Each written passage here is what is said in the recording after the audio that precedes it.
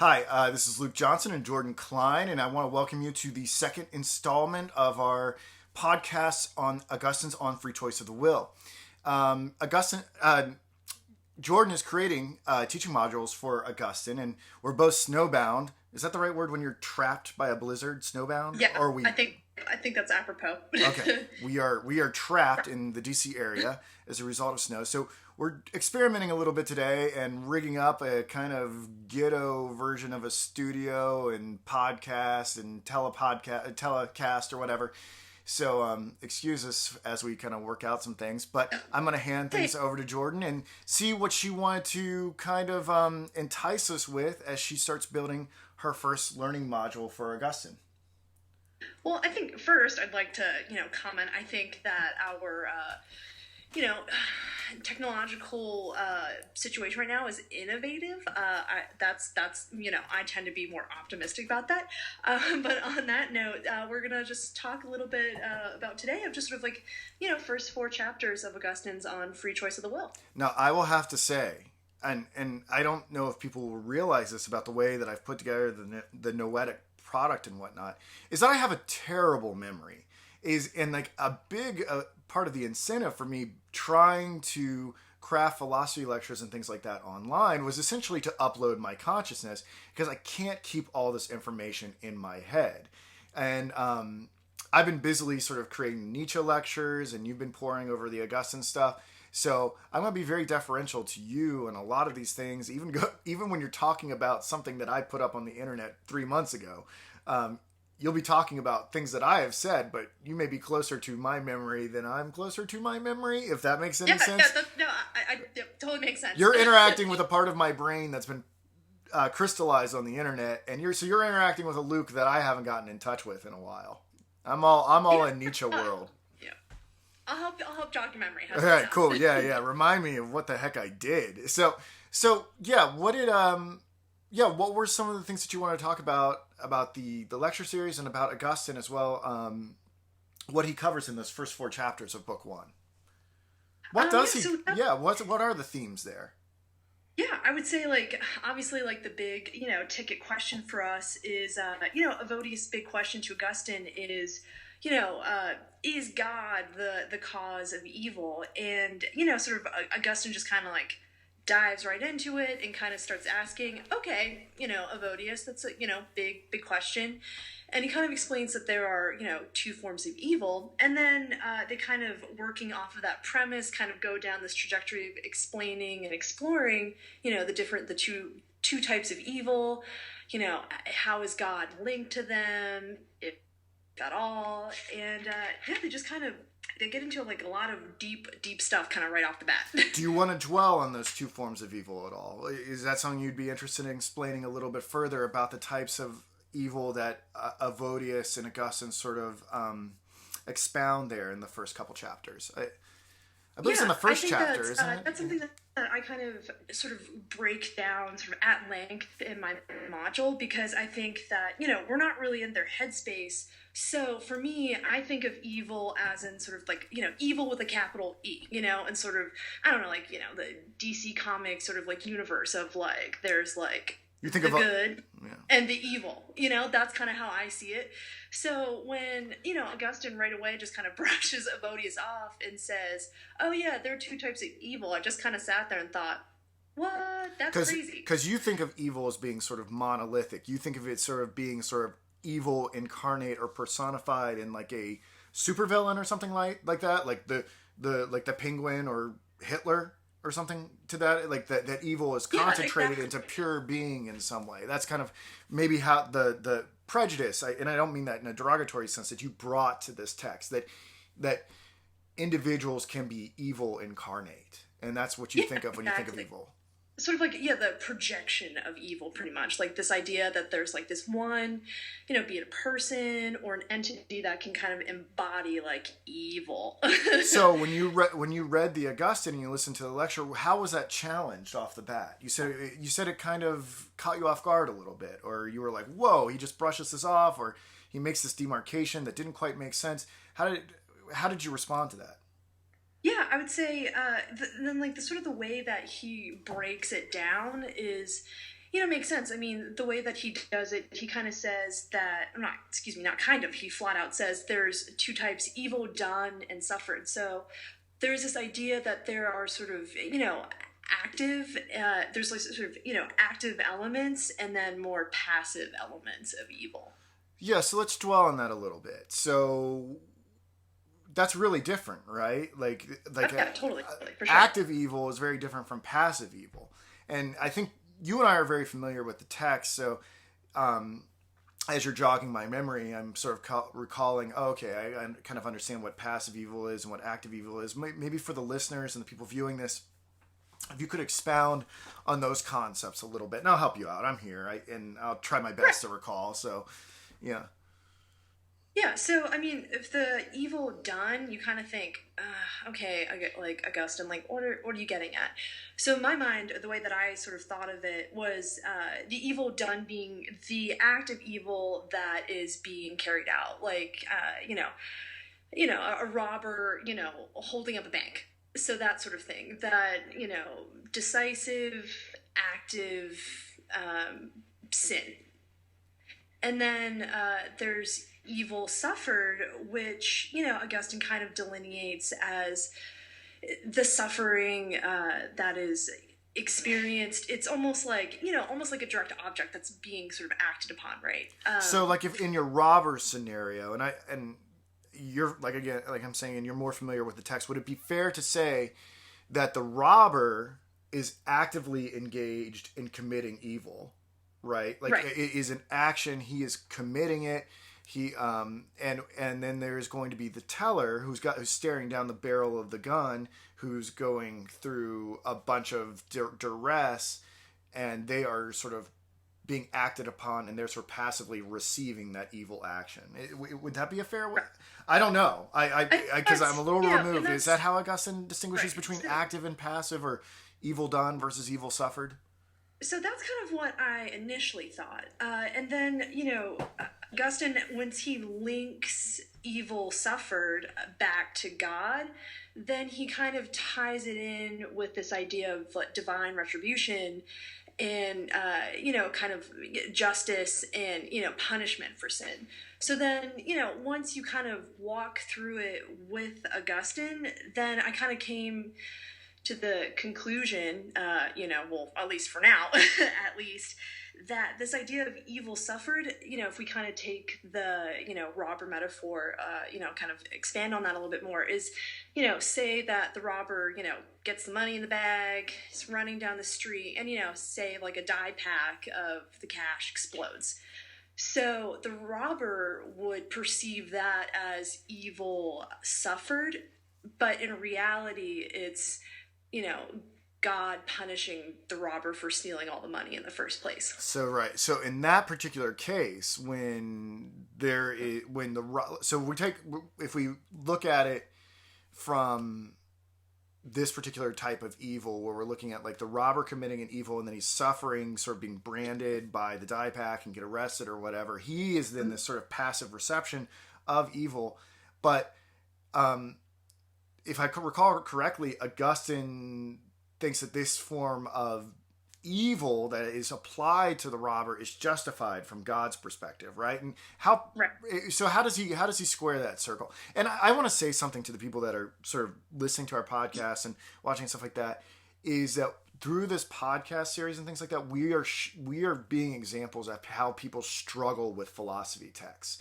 So like, as we sort of try to get our heads around these texts and stuff like that, we may go down routes that then we have to close off. And that's a very important part of philosophical activity. So what people are watching here right now is like, when we are sort of trying to get our heads around this, I don't think we want them to say like, okay, like Luke and Jordan have totally figured out, nor has Augustine, the complete reverberations of all these ideas. Like, we're trying to get people to be participants in this conversation and to emulate and imitate these things in their daily lives. So if they shouldn't be afraid of the exploration, nor should you or I, if we're doing this in a public format, as we sort of grope around trying to figure out what the heck Augustine is saying about evil suffered and whatnot. So I just want to put that disclaimer out there. Now, saying all that, how does Augustine get God off the hook for bringing this evil upon the robber who has committed an evil?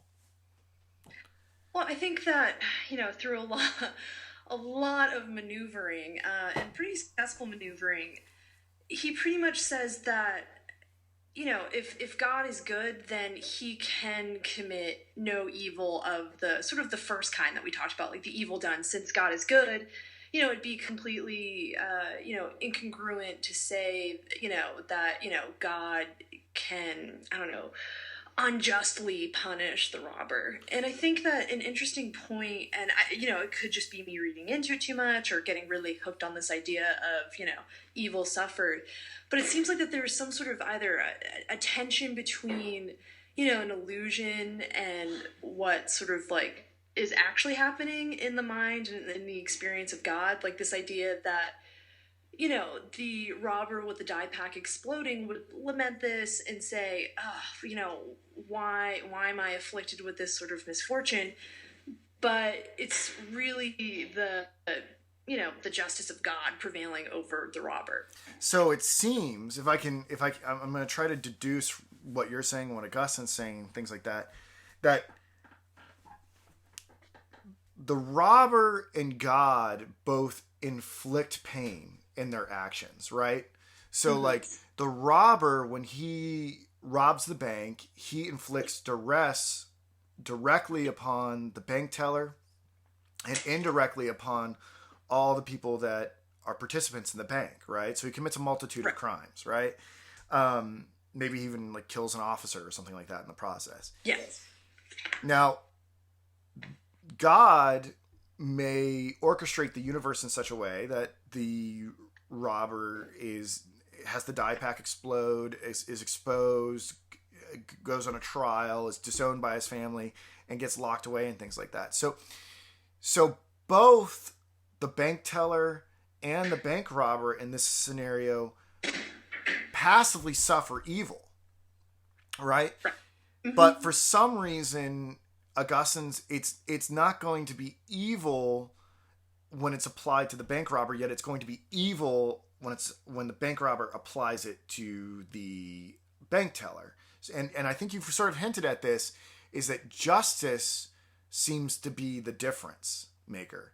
That when the bank robber is doing his thing, he is doing something unjust.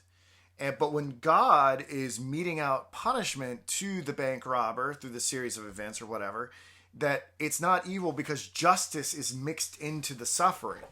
So I guess the big question becomes, right? And I doubt we're going to stop talking about evil or justice in this one podcast, is what the heck is justice, right?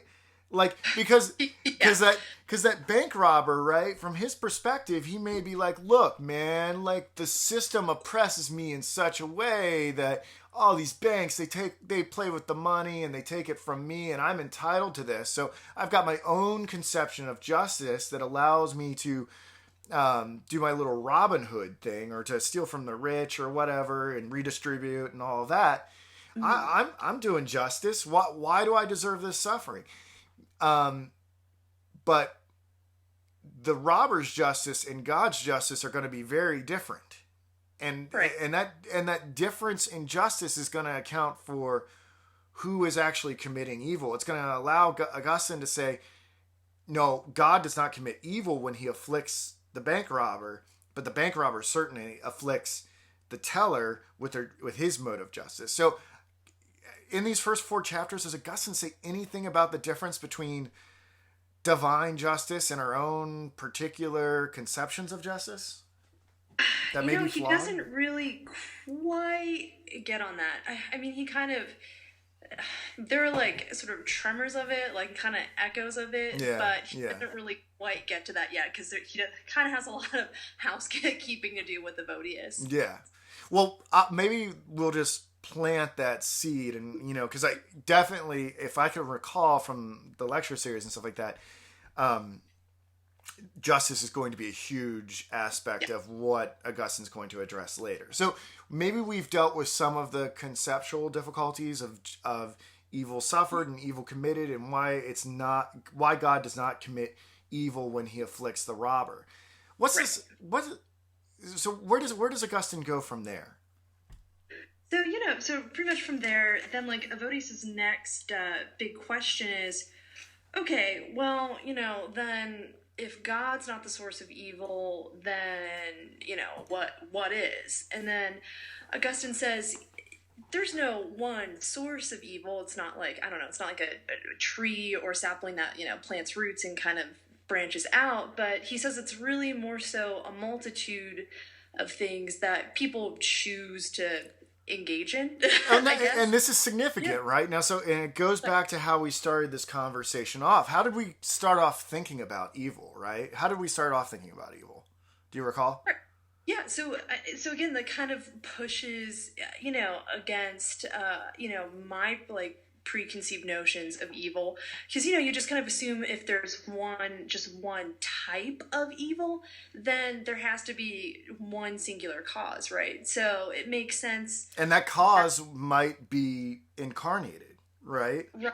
Exactly.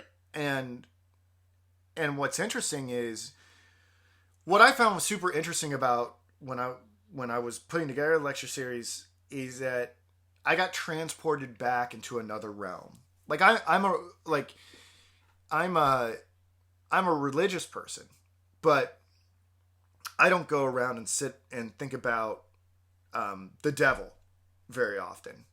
Maybe religion, and maybe a lot of people who practice religion in America think about the devil a lot. I certainly don't. But I think when you start talking about evil and things like that, you do sort of think about this incarnate evil that like evil emanates from the source and stuff like that. Oh, we got paused. Are you still there? Can you hear me? Oh, give me 1 second. Yep. Sorry. Okay. Let's see. All right. Okay, good. You're Sorry. back. So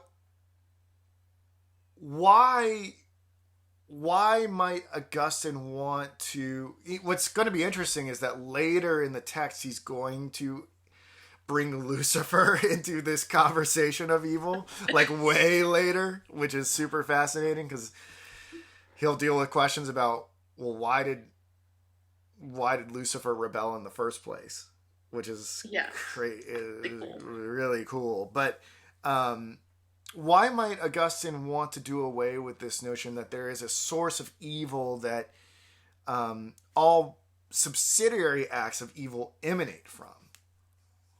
What do you think his philosophical principles, like what's he trying to preserve there? Like it's sort of in the title of the book, right? That's a good question, and I think that the problem is when you sort of pinpoint, okay, like one sort of locus or sort of one place. Then in my mind, the way that I see it is that the further away that you get from that source, you can kind of start to say that some things are more or less you can put things in a relative framework. So you could say, well, I didn't rob the bank, so I'm like less evil than the bank robber.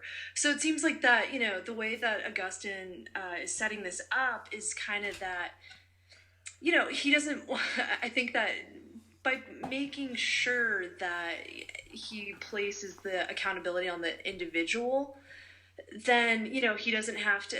I think it's just kind of a way of safe proofing his argument, if that makes any sense, and sort of escaping the slippery stuff of everyone saying, oh well, so and so's more evil than I am, and I'm less evil than my next door neighbor.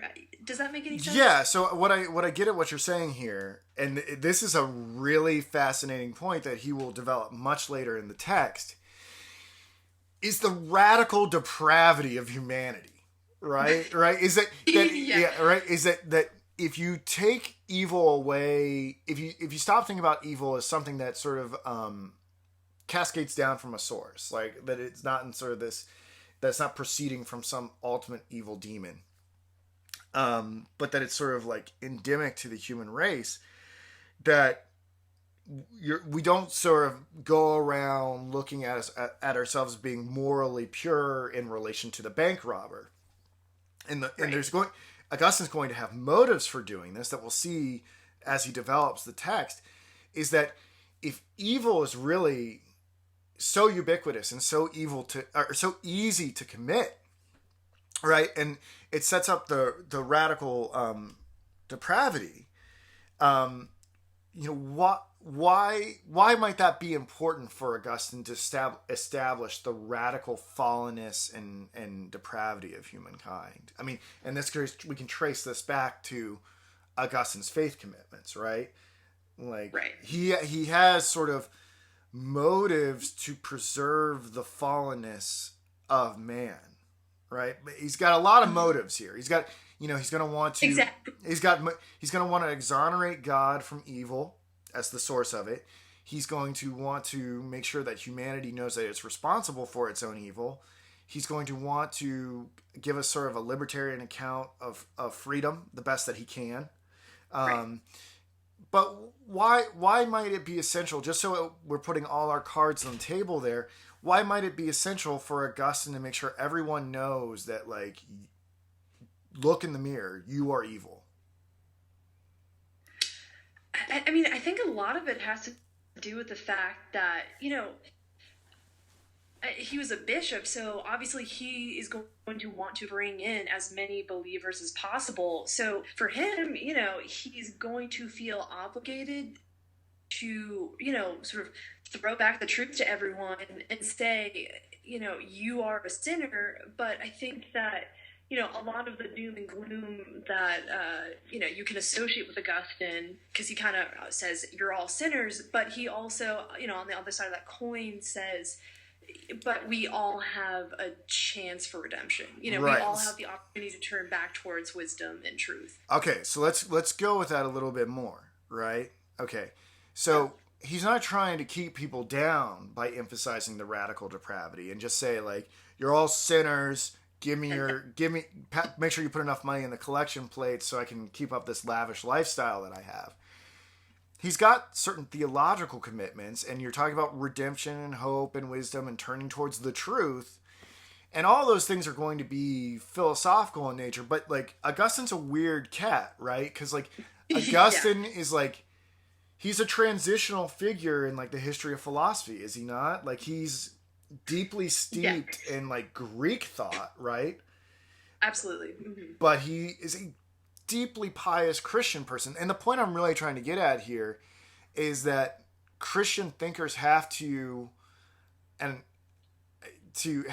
emphasize the radical depravity of humanity so that the incarnation of Christ and redemption and all that stuff doesn't become superfluous, right? If we can all sort of relativize evil, right, then you could get into a scenario where that individuals need the redemption of Christ more or less, right? So we could say that Hitler needs Jesus more than the bank robber, and the bank robber needs Jesus more than Jordan and Luke, and so on. You see what I'm saying? And the Right. individuals can sort of exonerate themselves from turning to that. But we're getting way ahead of ourselves by introducing Jesus into this conversation. That doesn't come until, I don't know when it comes, I forget, but it does come, right? He does talk about Jesus a good bit, right? He does. But to your point about the idea of sort of, because he was a Neoplatonist, so I think what's super cool about Augustine is you see the sort of the setup of the Platonic dialogue, these ideas that he talks about, like justice with a capital J, T, as in like truth with like a capital T, stuff like that, which is super cool. But it's really awesome to see how he uses sort of like, a lot of the Greek philosophical ideas of Plato, and then how he kind of reconciles that with, Christianity. I don't know, it's from an intellectual historian's perspective, it's super fascinating because he's merging two divergent, and this is like a really fascinating epoch in intellectual history, is this sort of hybridization of the Greek worldview with the Christian worldview. And I think it's a really fertile area for research to determine how much of our modern day religious beliefs, or things that people think are modern day religious beliefs, are just sort of parroted Platonism, And if that is actually representative of the Christian message, if that is, and if me, there might be some thinkers out there that think that what Augustine did by trying to create this synthesis of Greek and Christian thought, that he may have done a disservice to the Christian message, that by sort of secularizing it with Greek philosophy, maybe he got away from something more primitive and more essential. I think those are things to kind of keep in the back of our mind, is kind of like, not only does Augustine's account of the evil, the individual, freedom, all these massive concepts that we're talking about, whether or not they make logical sense internally, but how they may have changed the course of world history throughout the centuries. Are we dealing with the same religion that the apostles were dealing with because of people like Augustine, or did it become bastardized? Yeah, and that's and it's so interesting too, if you like, because the fact that you mentioned, the fact that it could become, bastardized, and I think that's just, the idea of the true doctrine is something that people have argued over for thousands of years, and it's, there are debates that we, partake in today, and like very fiercely. So it's super interesting, this idea of like, what is the doctrine, what is the right version of it. It's the more things change, the the more they stay the same. Yeah, well, what's really fascinating is and that's why I love this Augustine text. Like, I wouldn't think like something from, he was writing in the 5th century. Is that when he wrote this? It's like was it like 491 AD or something? Yeah, I would say like, let's see, like late. Yeah, about there. All right, it was a long time ago. Right around. Or maybe it was like the 4th century. It was a long time ago.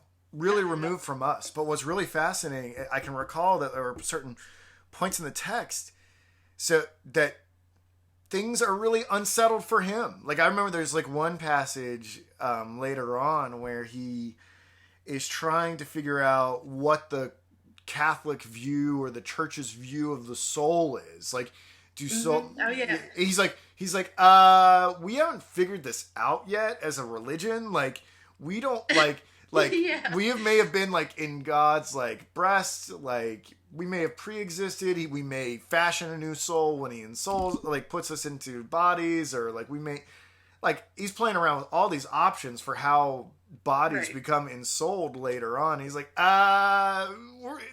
jury's still out on that one. Sorry, we'll get back to you in like 11 centuries. Yeah, no, I liked how you mentioned that passage, because I thought that was great, because he just said, well, he listed off 4 options, and he said, well, that doesn't really matter, because we don't have an answer for that, so we're gonna circle around back to that eventually. Eventually. Well, I think it's really fascinating is like that some things he's trying to get at in the text, like he's very willing to go beyond everyday experience to try to explain, right? Not explain away, but to explain. But then, like, in that particular passage, he's like, yeah, that's like so beyond human reason. Like, you're actually kind of lost if you're preoccupied with it. Back to my account, which is totally legitimate, which is like equally trying to probe the depths of a metaphysical mystery that isn't obvious to human experience. Like, I think it's kind of funny how he will cherry pick which rabbit holes to go down and which ones are legitimate and illegitimate, Yeah, exactly. And like this, like some things that, he just asserts with like absolute certainty, and just, I wouldn't say dogmatic, but he's so self-assured in like some of the assertions that he makes. And then it's just, with the nature of the soul, he's just said, nope. Not going there. Not today. I have to say you're a really good teacher, Jordan, because I honestly had done no prep work for our podcast today, and like you really are jogging a lot of the stuff that I covered in the text. So I'm like, oh yeah, I did do that. Yeah, it's still in my brain. Thanks. Yeah. Like the thing is that I'm right there in the trenches with you, just kind of grappling through it. So it's like it's a learning process, and it's an exchange, so it goes both ways. Right on. So we got, and I think it is we're coming up on a half hour. That's crazy. Wow. Time flies, huh? Yeah, it does. Yeah. Um, but I think, I don't know what portions people want this. I just stick to this sort of half hour format, and maybe we want to do another one. I don't know. We'll see. But I think just to maybe tie this episode on a bow and what we were able to accomplish here, is that we got down that sort of talk about what Augustine's motives may have been for establishing the radical depravity of humanity, and I think he's going to have a really fascinating discussion of how the individual commits evil, and then what's really fascinating is how that capacity to commit evil may be transmitted from generation to generation. I thought this was like insane. Like, I feel like we're talking about like what's really great. I love our dynamic is I feel like we're talking like. I feel like you and I have like a Siskel and Ebert sort of dynamic where we're like I feel like we're talking about Augustine the same way like other movie critics would talk about like Transformers, right? And I'm like, and then he did this insane move where he claimed like sin was biologically transmitted. Like what? And like, yeah, like.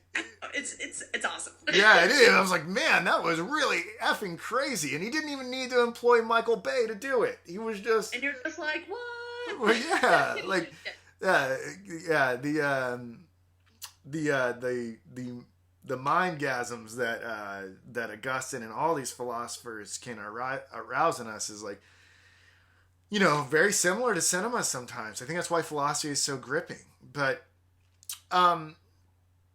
maybe we should say a little bit more about what he did. How many more points did you have that you wanted to cover about like what he says there in the first 4 chapters? You had some notes prepared. Yeah, I mean, I think we're kind of off to, a good start. I mean, I go into like this like way more in depth in like my module and stuff like that.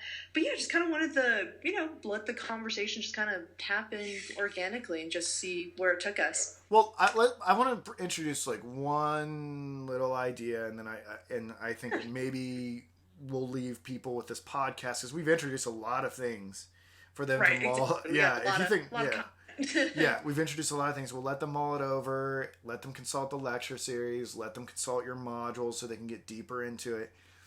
But going back to if the individual is ultimately responsible for the evil that they commit, how does Augustine conceive of individuals committing evil? Like how does it spring from within the breast of humans if they're not sort of marionettes in this cosmic struggle between Lucifer and God, right? So like how does Augustine account for that? How does he preserve the autonomy of individuals if it can't be traced back to the devil incarnate? Right. Okay. Actually, thanks for bringing that up. Just I got really excited talking about everything else. Yeah. Like, okay. So he mentions this, and it's inordinate desire is pretty much what is the the cause, which is very arcane, terminology. I like how he equates it with the word cupidity. Which is equally arcane. Yeah. Well, I just like the fact that we can go around talking about inordinate desire and cupidity and like think that's how people actually talk and think. Like people are like, why are they employing these words?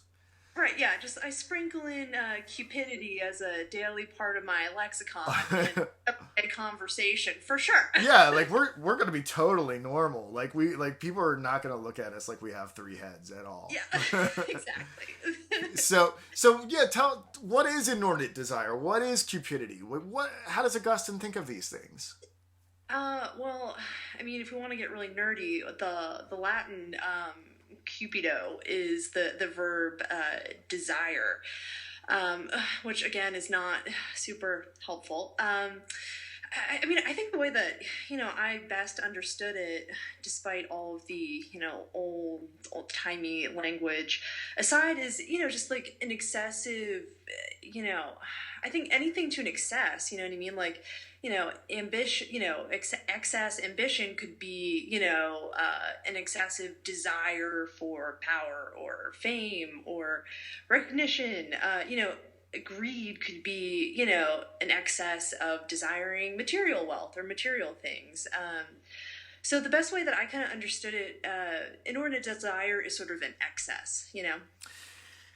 Whew, yeah. I mean, and I think the thing that's going to be really fascinating as we try to get our minds around inordinate desire is how do we tell, like, I mean, we have desires, like, Right. on this worldview that Augustine is propounding is that that there is desire implanted within the breast of everyone, and that these desires help us function as organisms. These desires help us ultimately bring us back to God because we have like a desire for higher things or whatever. I think the question becomes, how do we know we are inordinately desiring? Like Right. when does mere like a desire for stability and success or I don't know what the terms would be. When does that transform into like delusional ambition, right? Or when does Right. like the natural like say the natural desire for procreation? That's a better example. Like obviously God wants us to procreate, although some thinkers such as Kierkegaard might disagree. Or a whole other can of worms. But like sexual desire is natural. Like it Right. preserves the species. It allows us to have children and families and things that would obviously be good in God's eyes on Augustine's view. But how does that sexual desire, which is obviously a good thing that God put in us, how does that cross this chasm and enter into the realm of inordinate desire that, so we end up doing things like having affairs and being licentious and committing sexual assault and doing all these things that are tied to this appetite that was at one point just very pure and innocent. Right. Yeah, and it's kind of, well, at what point is it a necessity, and then at what point does that kind of, what's the tipping point? Like at what point does sexual desire just become lust? That's something that I kind of like wrestle with in the text of, okay, what's that point where okay, like we can. You're not the only person that wrestles with lust, by the way. Yeah. You, me, Augustine, Jimmy Carter. Yeah, Jimmy Carter. Yeah. Okay, let's take food. Like, I love food. I'm a total foodie. Yeah. So, at what point does my hunger just become gluttony? Right. Another great At what example. point does eating to the question of do you live to eat or eat to live?